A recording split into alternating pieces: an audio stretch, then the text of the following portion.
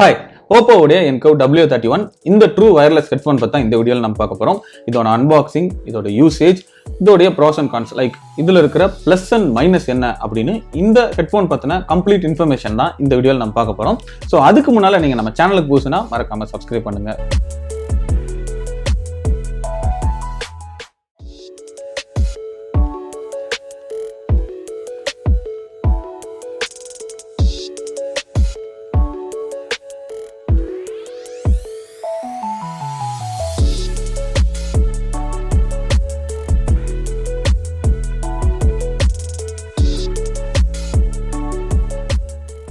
ஆக்சுவலாக அந்த கேஸ் சூப்பராக இருக்குது, மேட் ஃபினிஷில் பார்க்குறதுக்கு நல்லா இருக்குது, லைட் வெயிட்டாக இருக்குது அண்ட் அது போக ரொம்ப காம்பேக்டாக இருக்குது, என்னோட உள்ளங்கை அளவு தான் இருக்குது.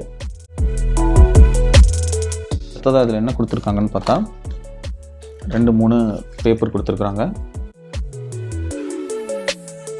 அண்ட் எல்லா ஹெட்ஃபோன்லையும் கொடுக்குற மாதிரி செட் ஆஃப் பட்டு கொடுத்துருக்குறாங்க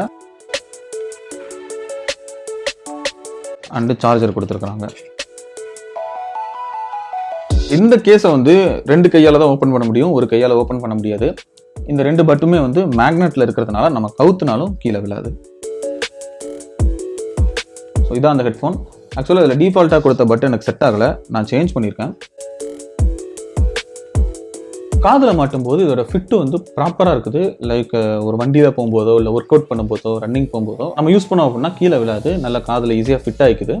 அண்ட் இதோடைய மியூசிக் குவாலிட்டி வேற லெவலில் இருக்குது. பிகாஸ் நான் ஆல்ரெடி வந்து ஒரு இயர்ஃபோன் யூஸ் பண்ணிட்டு இருந்தேன் சோனியில்.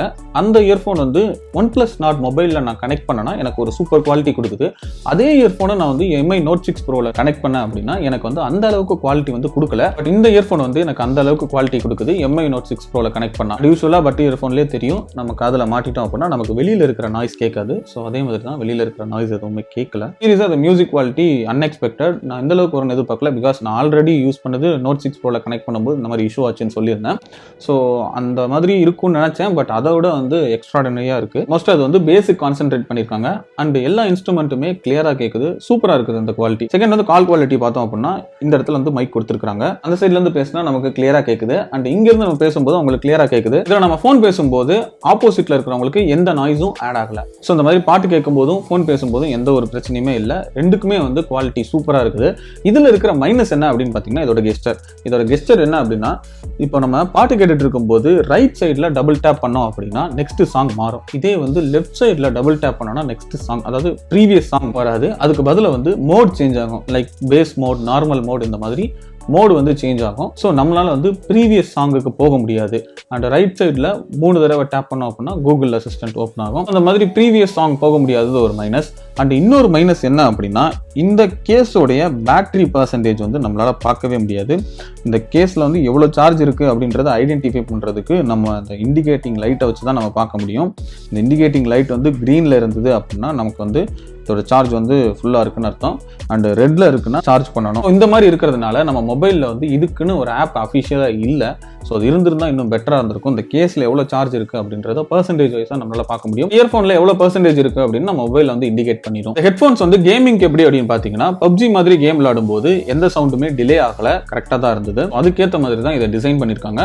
ஸோ அதில் வந்து ப்ரோ பிளேயராக இருந்தீங்கன்னா இந்த ஹெட்ஃபோன் வந்து அந்த அளவுக்கு அவ்வளோ அக்யூரேட்டாக இல்லை, பட் நார்மலாக நம்ம விளாடுறதுக்கு ரொம்ப யூஸ்ஃபுல்லாக தான் இருந்தது. அது போக இதோட பேட்டரி பார்த்தீங்கன்னா கண்டினியூஸாக நம்ம ஃபோனில் கனெக்ட் பண்ணி ஒரு மூவி இல்லை சாங் ஏதாவது ஒன்று வந்து ப்ளே பண்ணி விட்டோம் அப்படின்னா 3 ஹவர்ஸ் இந்த இயர்ஃபோனில் சார்ஜ் இருக்கு. அதுக்கப்புறம் நம்ம ரீசார்ஜ் பண்ணணும். அப்படி கேஸில் வச்சு இதை சார்ஜ் பண்ணும்போது 1.5 மணி நேரத்தில் இது வந்து சார்ஜ் ஆயிடுது. இந்த கேஸோட நம்ம சார்ஜ் போட்டோம் அப்படின்னா 2.5 மணி நேரத்தில் இந்த கேஸும் ஃபுல் ஆயிடும், இந்த இயர்ஃபோனும் ஃபுல் ஆயிடும். இதோட பிளஸ் என்னன்னு பார்த்தீங்கன்னா, மியூசிக்கு சூப்பராக இருக்கு, கால் பேசுறதுக்கும் எந்த ஒரு டிஸ்டர்பன்ஸும் இல்லை, அண்ட் கேமிங்க்கு வந்து எந்த ஒரு இடத்துலையும் சவுண்ட் டிலே ஆகலை. பட் நான் வந்து ப்ரோ பிளேயர் கிடையாது, ஸோ அதையும் ஞாபகம் வச்சுக்கோங்க. இதோட மைனஸ் வந்து ப்ரீவியஸ் சாங் நம்மளால போக முடியாது அண்ட் கேஸ் உடைய பேட்டரி கெபாசிட்டி எவ்வளவுன்னு அக்யூரேட்டா நமக்கு வந்து பர்சன்டேஜ் வைஸ் தெரியாது. இதான் இதுல இருக்கிற பிளஸ் அண்ட் மைனஸ். இது நான் வாங்கும்போது 3.5K 3500 வந்துச்சு. 3500க்கு இது வந்து நல்லா தான் இருக்குது, எந்த ஒரு ப்ராப்ளமும் இல்லை. ஜஸ்ட் இந்த 2 மைனஸ் மட்டும் கொஞ்சம் அவங்க அவாய்ட் பண்ணியிருந்தாங்கன்னா இன்னும் இது வந்து சூப்பரா இருந்திருக்கும். இதுல வந்து 2 கலர் வருது, ஒன்னு ஒயிட் அண்ட் பிளாக். ஸோ நான் வந்து பிளாக் ப்ரிஃபர் பண்ணியிருக்கிறேன். ஸோ இதான் இந்த ஹெட்ஃபோன்ஸோட ரிவ்யூ. நான் ஒன்றும் டெக் ரிவ்யூலாம் கிடையாது,